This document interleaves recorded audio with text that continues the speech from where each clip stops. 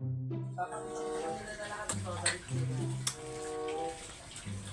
ba gagawin ko nito?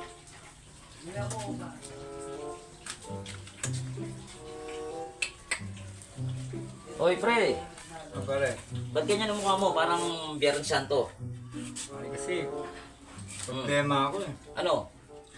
Alam mo bang, may utang ako 5 milyon. Oh shit! Oh shit! Isang linggo na ako parang hindi nakakatulog. Kanino ka may utang na 5 milyon, pare? Ba't ang laki naman nun? Eh, lumaki eh. 1 linggo ka nang walang tulog? Wala eh, siyempre iniisip ko yung problema ko, paano ko makakabayad? Si kanino ko ba umutang ng pera, pare? Bakit naman ganun kalaki? Eh, basta lumaki ng ganun. Kanino kang umutang? Sa kumpare natin, si Marmetong. Ah, si Marmeto! Oo! 5 milyon ang utang mo, pare! Kaya ngayon, parang tila mo, nangalumata na ako. Hindi ako magagalit sa linggo na. Kaya pag ganyan yung tsura mo, ha? 1 linggo ka nang walang tulog, ha? Pare, ganito gawin mo. Ito cellphone. Alam mo ba yung number niya? Oo naman. Tawagan mo.